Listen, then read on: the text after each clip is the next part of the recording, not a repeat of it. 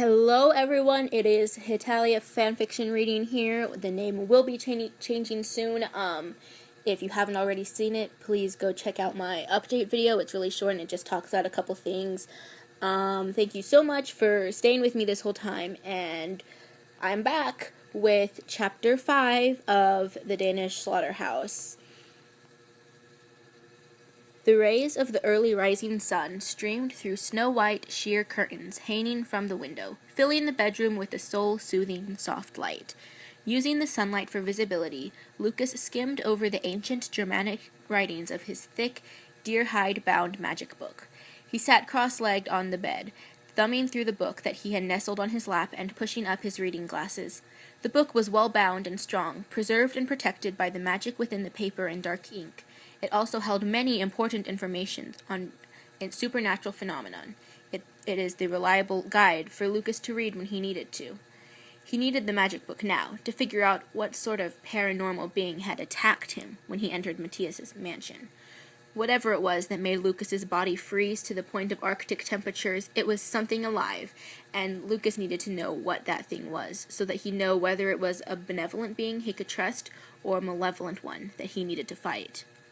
Even though he really didn't want to admit it because of his pride as a powerful spellcaster and an ex-Viking, Lucas was actually a bit traumatized by what happened. The being that attacked him was gone, yes, but he still felt some ice course through his veins as he walked throughout the mansion, as if every step brought him deeper and deeper into the underworld, and it didn't help that he kept hearing faint noises. Clunk, clunk, shing, clunk, clunk. Like those noises, the same noises that have been resounding through the upstairs hallway before dawn broke. It wasn't a ghost haunting the mansion, because Lucas didn't detect any poltergeist, nor was it some demon possessing the other Nordics, because they were all acting in their normal, insane, and perverted behavior. Lucas yawned loudly and turned another page. Doing research was really tiring, especially when one was reading a book 2,000 page, with more pages magically added whenever a new spell was created or some new information was discovered, straight through the night. Wishing that the book had a table of contents, or at least an index, and gaining an intense migraine from the annoying noise going on outside, Lucas let his eyes roam over the next page and stared blankly at the words while trying to fight off sleep. He rubbed his eyes fervently and ran his fingers through his hair. Ugh, this shit is so fucking pointless.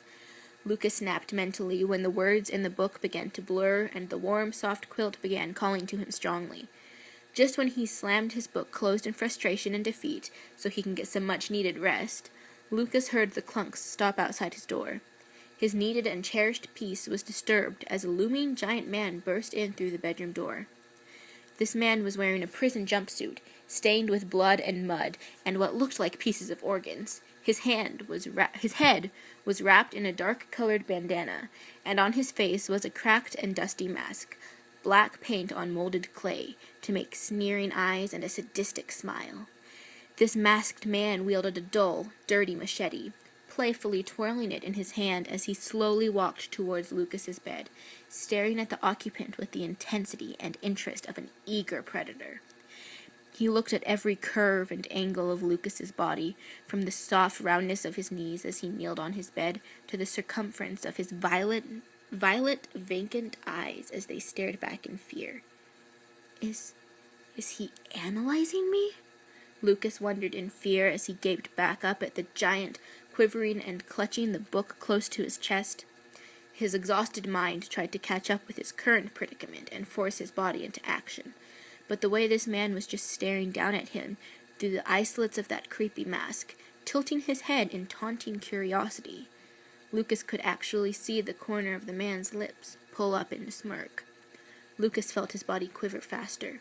Oh God, please don't let me die. Who are you? Lucas stammered. How did you get in here?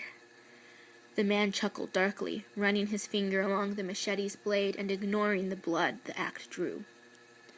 He tilted his head side to side, as if enjoying a pleasant tune playing in his head.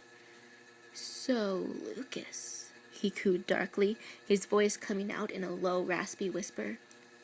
How do you prefer to die?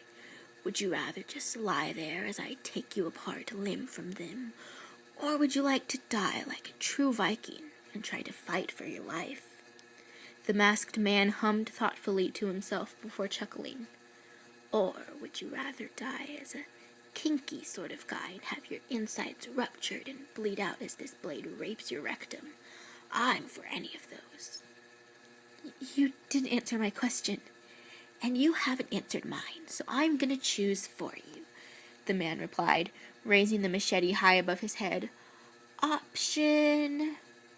Normally, Lucas would have fought back a threat like this masked killer by ripping open his book and reciting one spell after another to stop this predator's attack, and maybe even kill him.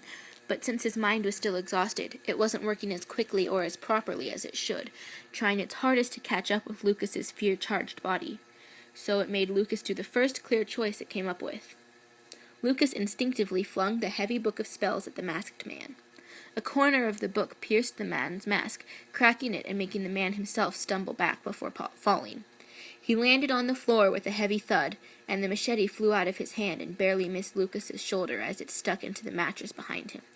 As the man landed on the floor, his head bounced painfully on the carpet, making the mask pop off his face. Matthias? Matthias winced and yanked off the bandana on his head before rubbing his injured skull. Morning, Lucas, he groaned. Matthias, what the fucking hell? Matthias blinked and winced again. What? What the fucking hell are you doing? Lucas gestured to Matthias's outfit, the mask, and the machete behind him. As Matthias's head recovered from the injury, Matthias took in the objects Lucas gestured to, and the entire situation before smirking. I just thought that it might be cool to, I don't know, spice up your morning. By coming in here like a fucking maniacal Mike Myers wannabe and swinging a dirty, bloodied machete at me? Matthias shrugged nonchalantly. Woke you up, didn't it? Lucas simply gaped at him, not believing the new level of utter stupidity the Dane reached. Clenching his fists and trembling, Lucas breathed deeply through his nostrils for 10 seconds to calm his building anger. He didn't want to start his morning with neither violence, punching Matthias's face in so deep that he wouldn't be able to smirk that trademark, arrogant smirk of his ever again, nor with admittance that Matthias was right. His little prank did work. The dose of adrenaline from that fright did give him an energy boost, and he didn't feel the need to crawl into bed and make up for his sleep loss anymore. Once he was sure that every urge to kill Matthias was gone, Lucas reached behind him and gripped the machete's hilt, pulling the blade out of the mattress and holding it out to Matthias, making a subtle, squeamish grimace at the weapon all the while. Matthias snickered. Dude, chill. The blood's not even human, okay? Lucas stared at him. So it's animal's blood, then? Well, yeah. Lucas turned the machete around in his hand so that the end of its hilt pointed towards Matthias before chucking it at him. The hilt's end hit Matthias in his forehead, and the weapon landed safely on his lap. Ugh! Damn it, Lucas! Matthias's hand flew up to the quickly purpling bruise forming on his forehead. That really hurts. How many head injuries do you want me to suffer? Ugh! Just enough to knock some sense into you and help you realize your stupidity, Lucas retorted. He slid off the bed and went to retrieve his book, ignoring the Dane's whimper of pain. He went to the antique trunk at the end of his bed and placed his book inside it. Matthias tilted his head again as he watched Lucas. You still have that old thing, Lucas? He asked as he stood up. Of course I do, Lucas said. No self-respecting magician would go anywhere without his or her book of spells, lest the magician is ready to give up the title and is ready to face any danger in the world without a spell at hand. It's pretty much an unspoken mandatory rule. You guys are such Potterheads. Lucas turned his intense glare towards Matthias and slammed the trunk's top shut. He then walked up to Matthias and flicked at the purple bruise. Ah, dude, I was kidding. Matthias groaned softly as he rubbed his bruise again. Anyway, what are you doing with it? You're not going to cast any spells on me, are you? No, I was looking up the symptoms for that bizarre episode I had when I first came here. So far, nothing. Oh, Matthias said. His eyes became vacant as his mind wandered to that scene in the entrance hall, before his attention returned a split second later. Well, good, because I had just had about enough of you transforming me into a rabbit. Why are you here, Dane? Lucas asked impatiently, crossing his arms and frowning. Oh, we need breakfast. And you couldn't make it yourself, I assume? Ah, Norge, I just love how you can read me like an open book. You do know that the phrase indicates that you have a low emotional IQ, not that I know you so well. What? Lucas sighed. It's not a sign of love, you dunce. It's a sign of your inability to hide your emotions and thoughts. It means that you're too open without even realizing it. He received another confused stare. Anyway, why don't you make breakfast instead of expecting others to do it, especially the guests? Because I'm too busy planning today's Nordic Bros bonding activity, Matthias exclaimed jubilantly. Oh no. Oh yeah. Now get downstairs, make me breakfast, bitch, and then get ready for a really kick-ass day. Matthias pumped a fist in the air. Fine, whatever. Lucas huffed begrudgingly, but after I take a shower. He began walking to his closet to retrieve his bathrobe, but then he stopped when a thought occurred to him. He spun on his heels, stepped up to Matthias, and flicked his bruised forehead and slapped the back of his head, right where Matthias landed when he fell on the floor. Don't call me a bitch, he grumbled, as Matthias gripped his head and crumpled to the floor in agonizing pain. Is anyone able to tell me what is going on? Tino asked as he looked down at his attire. After they had eaten breakfast, the 5 Nordics and Peter stood together in what appeared to be the private exercise room. The exercise equipment pushed far away to give the nations space, although it really wasn't necessary since the room was spacious enough. It was almost twice the size of Lucas's bedroom. They stood in the center where a mat was placed, scuffing their combat boots against the mat, tightening and loosening the Velcro on their knee pads, and tugging at their uncomfortably tight and itchy spandex shorts with the World Wrestling Entertainment logo on the back. The spandex didn't affect Matthias. He just stood there and beamed excitedly at his guests. Lucas was the exact opposite, as he pulled subtly at the clothing that was riding up into certain unpleasant areas. He glared directly at Matthias and wished he had memorized the spell for making targets combust right where they stood. Isn't it obvious, Mama? Peter replied. We're going to wrestle. It's so cool. As the little guy said, Matthias confirmed, staring at the child for stealing his opportunity. We'll be wrestling today. Thought that it might be good for us if we let some macho manly juices out of our systems. You know, let the Viking in us come back out. Emil slowly raised his hand. Yeah, problem, Matthias? Emil said. Not every one of us were Vikings, if you forgot. In fact, only you, Berwald, and Lucas were Vikings. While Peter's a kid, I had little fighting experience, and Tino's just a wimp. Hey! Tino glared at Emil. So how will this little wrestling thing you have for us be fair? Emil continued. Simple, my good man, Matthias replied. He paused for dramatic effect before saying, You'll all be wrestling me. What? The others yelled. They then began sounding their protests simultaneously. Matthias put his palms up. Hey, guys, chill. It isn't that bad, okay? Matthias, it's 5 against 1. Even if 2 of us are too weak to fight out of a paper bag. I better not be one of those 2, Lucas, Tino snapped, still pissed off at Emil's insult. As I was saying, even if 2 of us aren't even close to being strong, and probably wouldn't have a chance at hurting you, it's still too many opponents for 1 person.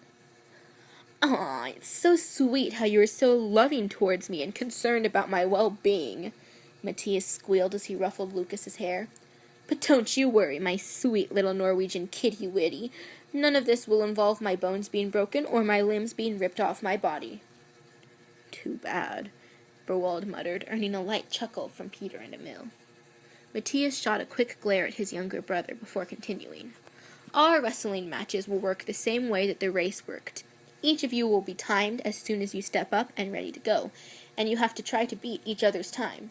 The difference is that there could be more than one outcome in this. You guys could beat me, in which then you'll have to beat each other's time. I could beat one of you, or heck, I could just beat all of you. As for the first outcome, if you guys manage to pin me to the ground and keep me pinned, then the timer will stop and that'll be your result. Whoever beats me in the least amount of time wins. And who's going to time us while we fight? Lucas asked him. I mean, how do we know we can trust each other to record the correct time result and not cheat to win? Oh, the mat will do that for us. Matthias's response was met with confused looks. Sign, Matthias explained.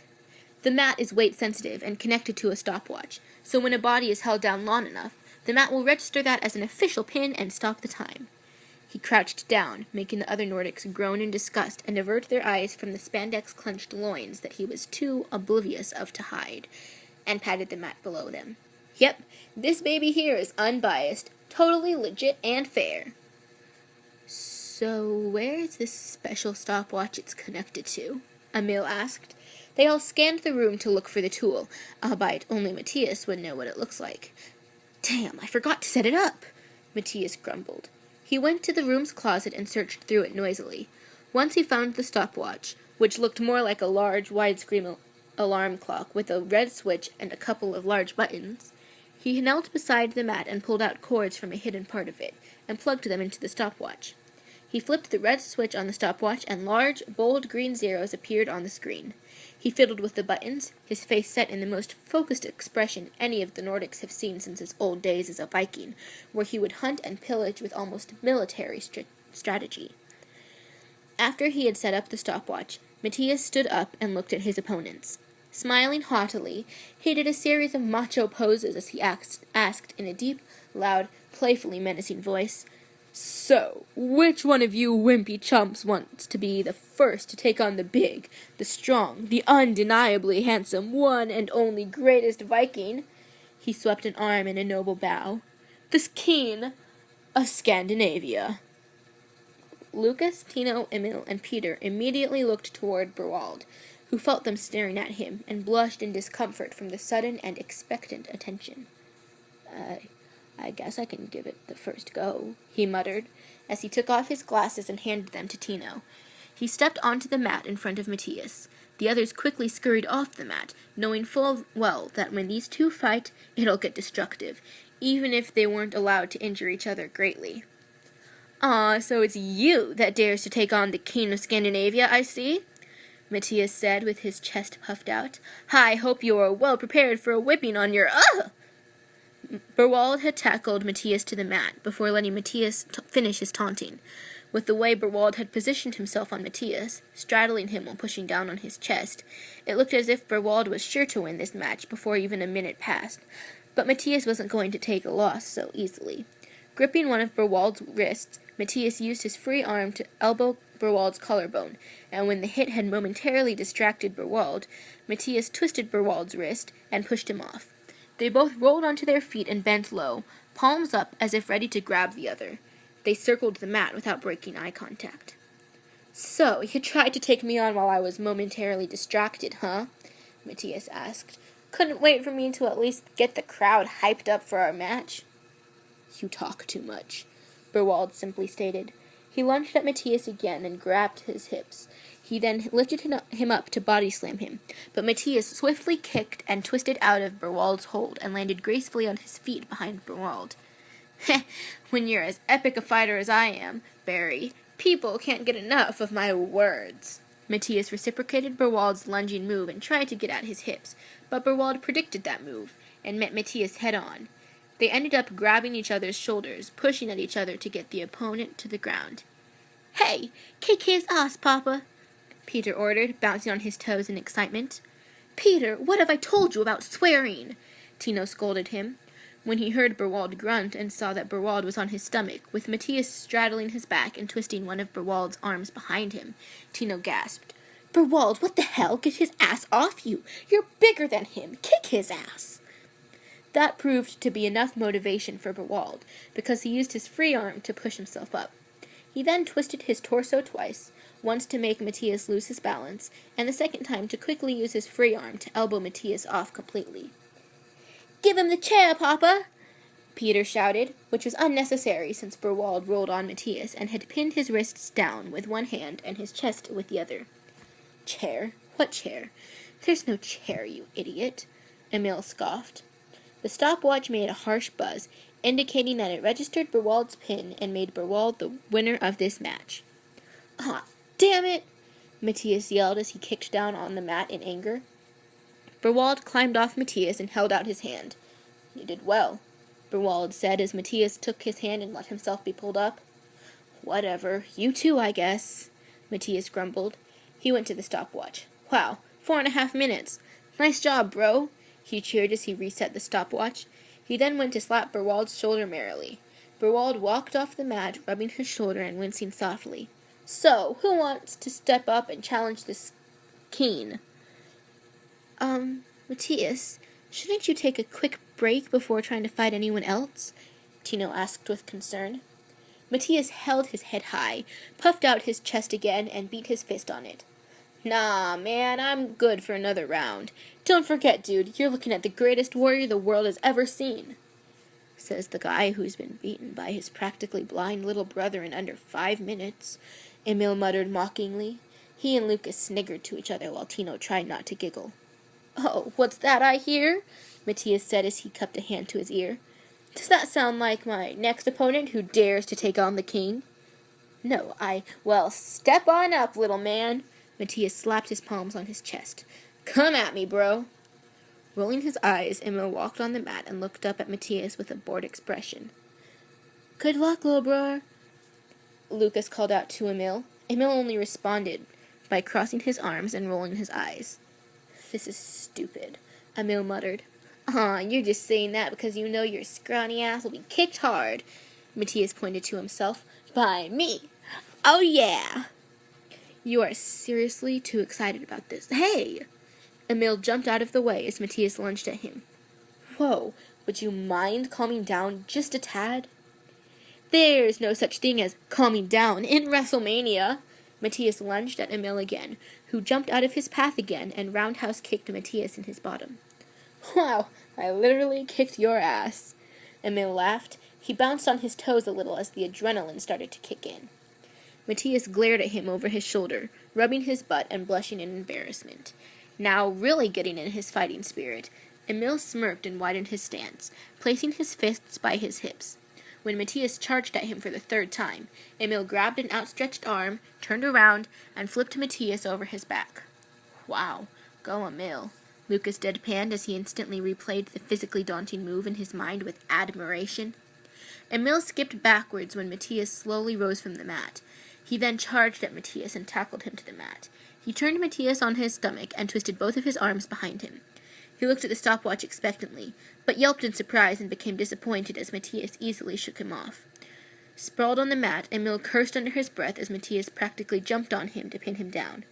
He lifted up Emil's leg, waited, and grinned as the stopwatch buzzed. He jumped off of Emil and started bouncing around as he held his fists up above his head. Winner! He announced at the top of his lungs. He looked at the stopwatch. Dang, and at only 2 minutes, too. Ha! Now you know better than to talk smack to the champ. He quickly went to reset the stopwatch for the next match. Emil stormed off, swatting away Lucas's hand as Lucas tried to pat his back sympathetically.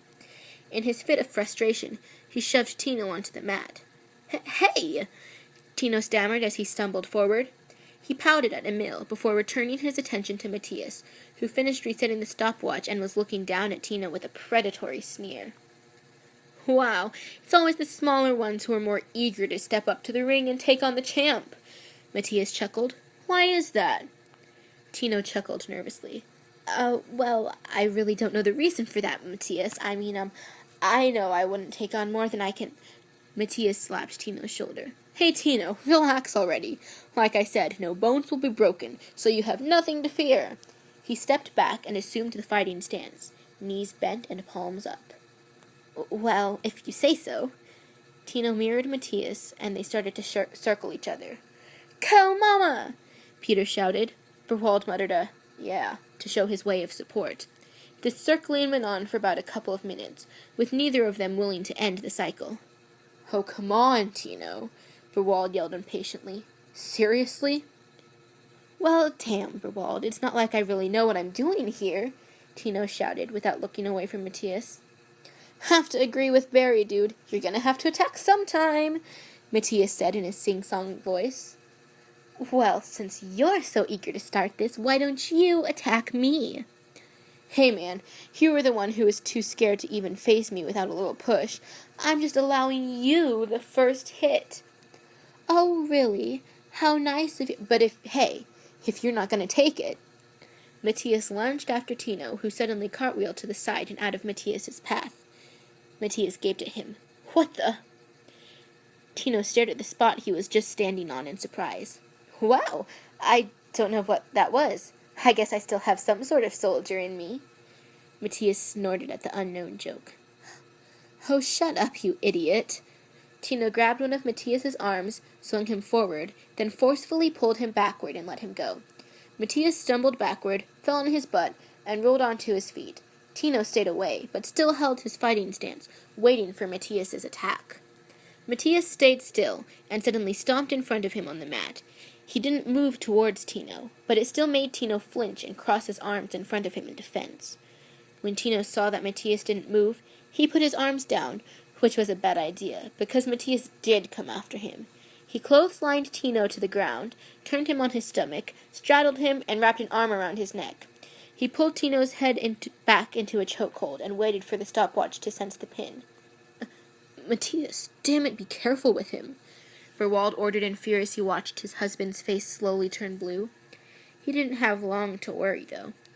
Tino slapped the mat repeatedly before the stopwatch even buzzed. Matthias climbed off of Tino and pulled him up. Ha, Tino, dude, quitting? That's lame. You were choking me, Tino protested as he rubbed his throat and gasped for air. What happened to no serious injuries? I was just pinning you, Tino. Gosh, I wasn't going to strangle you to death. He went to reset the still-running stopwatch, which had just hit 3 minutes and 28 seconds. Aw, you couldn't even last 5 minutes. Next! Like a mill, Lucas stepped onto the mat with a bored and impatient expression. When Matthias turned away from the stopwatch and saw Lucas, he grinned his special grin, the wide, cocky grin that he reserved only for Lucas when he was ready to play with his kitten, laced with all of its glorious innuendo and the mischief that only one who went through the hundreds of thousands of lewd nights can detect. Matthias crossed his arms and started walking around Lucas, looking him up and down and chuckling in a low voice.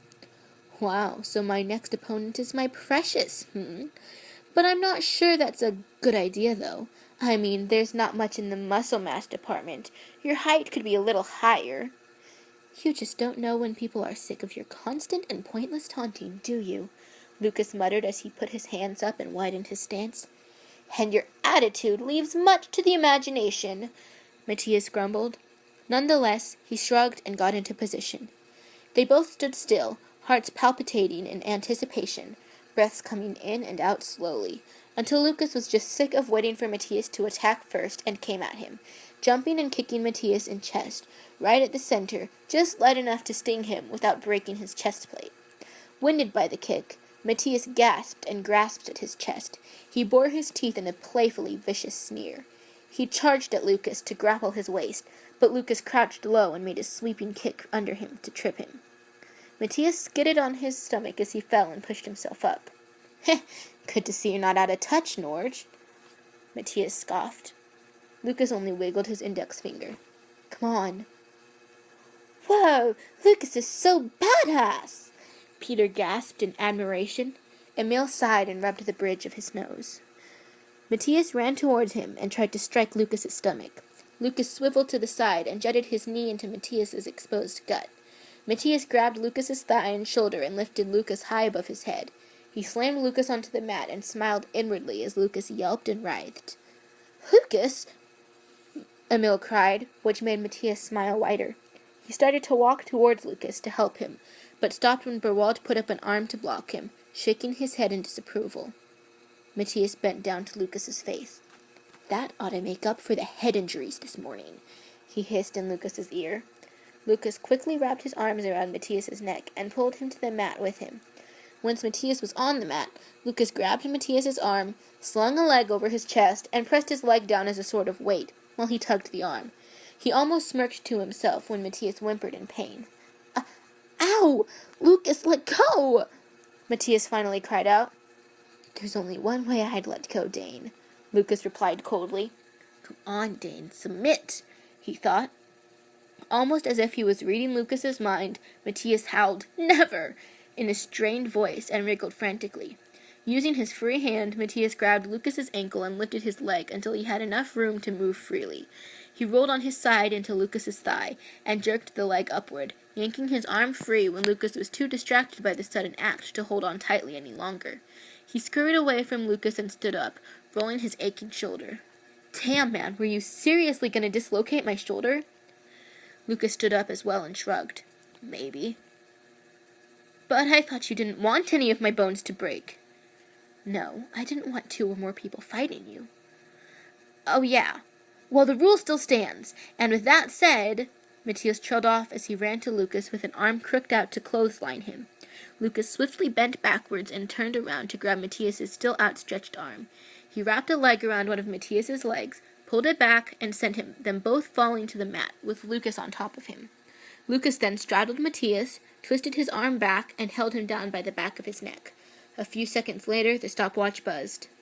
Woohoo! Yeah! Emil cheered as he threw his fists up in the air. When he noticed that everyone stared at him in amused surprise, he lowered his arms and coughed. I'm only happy that Matthias lost, he mumbled. Matthias shoved Lucas off of his back and stood up, pouting and straightening his spandex shorts. Next, he grunted. Lucas stood up as well and snickered. Wait, don't tell me you're actually pissed. When Matthias trudged toward the stopwatch in deliberate silence, Lucas snickered louder as his eyebrows rose in astonishment. Wow, can't believe you're actually this sore about losing to me. Geez, Uncle Matthias, it was just a small wrestling match. No need to get so worked up over it, Peter said to appease his brooding uncle. I'm not freaking worked up, Matthias almost yelled. He picked up the stopwatch. Really, Matthias? Lucas asked as he put his hands on his hips. Because this looks so much different than how you reacted when Berwald had beaten you. That's because Berwald isn't some dainty-ass pansy, Matthias grumbled as he fiddled with the stopwatch. A thin smile crept on his face as he read the time. Doesn't really matter anyway. You lost to Berwald. 5 minutes and 6 seconds. Now get off my mat. Scoffing, Lucas stormed off the mat, and Peter skipped excitedly in his place, face set in a determined smirk. Matthias started the stopwatch and turned to Peter, not even bothering to get into his fighting pose. Peter charged at him and grappled his hips, heaving up as he tried to lift Matthias for a body slam. Matthias looked down at Peter with an unimpressed stare before scooping him up and gently laying him on the mat. He pinned him before the stopwatch hit the 30-second mark. When Matthias released him, Peter stuck his tongue out and stomped off the mat into Tino's arms, muttering, Cheatin' jerk, as he swiped repeatedly at his tears. Berwald watched Peter and laughed inwardly. What happened to not getting worked up over a wrestling match? Matthias taunted. He snickered as Peter secretly flipped him off when Tino wasn't looking. Anyway, now that WrestleMania has come to a close... He paused to choke back a fake sob, earning him a couple of eye rolls and annoyed sighs. Now that it's over, I guess it's time to announce this tournament's winner, he announced with a large baritone. And the winner for the Denmark Wrestling Confederation is Berwald Oxenstierna. He took Berwald's wrist and yanked it up above his head, and then hurried to the closet to dig through it some more. And what better way to commemorate this victory than with the official championship belt? Matthias, Lucas spoke up. Don't you think you're taking this silly little game a bit too... Whoa. He trailed off as he joined the others in staring at the championship belt, which had authentic leather straps, a platinum hook on one strap, and multiple rings on the other strap for adjustable waist size. The large plate sewn in the belt's widened middle was covered with translucent green and blue rhinestones, and had a large, crude W in its center. Berwald held out his forearms, and Matthias laid the belt gently on them. Berwald gazed at the belt. Wow, it's nice. Tack. Where'd you get this? Matthias slapped Berwald's shoulder again. No problem, buddy. Alfred gave it to me as an apology for not hanging out with me as much as we used to, but it's been a hassle to keep up with, which makes me glad you won. I know you wouldn't lose it time and time again. Wow, you sure have been given a lot of gifts, Matthias, Tino said as he looked at the belt. He poked the W emblem and squeaked as it swiveled. Oh no, I think I broke it. I'm sorry. Or it's a piece of junk, Emil muttered. No and no, Matthias replied. It's made to spin like that. Look. He spun the emblem. See? It's a John Cena belt. Who? Berwald said. John Cena, American pro wrestler and movie actor. He's one of the coolest guys Alfred ever introduced to me. Yeah, to you, Lucas said. Not to the rest of us. Not everyone follows this wrestling thing like you and Al do. Speaking of wrestling, can we get out of these wrestling shorts? Emil asked as he fingered his shorts. These things have rode up on me too many times now. Fine, go, whatever, Matthias huffed. I gotta put this stuff away anyway. Would you like some help? Tino offered as the others made their way to the door. Berwald still fixated on his belt. Matthias waved his hand dismissively as he disconnected the stopwatch into the mat. Nah, go on, Tino, I got this. Go help Lucas with lunch or something. When Tino left the gym, Matthias began to pull the mat apart into smaller squares and leaned them against the wall. Once he finished that, he went back to the stopwatch and scooped it up in his hands. He pressed one of the large buttons a couple times, and into the palm of his hand fell a small, silver computer chip. He flipped the red switch to shut the hidden camera off, and went to the closet to put the stopwatch away. And that is the end of Chapter 5. I apologize for my voice and all the stuttering and the lack of energy. My health's been kind of crazy, but anyway, stay tuned for the next time, and we will be back with Danish Slaughterhouse soon. Comment down below if you have any other fanfictions you want me to read, any one-shots. I'm doing any fandom now. If you have gone and watched my updates video, and I will try and get those up. I'm gonna try and space them out in between Danish Slaughterhouse now, so it's not just a constant spam of Danish Slaughterhouse all at once. So thank you very much, guys, and please hit like and subscribe if you enjoy listening to these Let's Reads.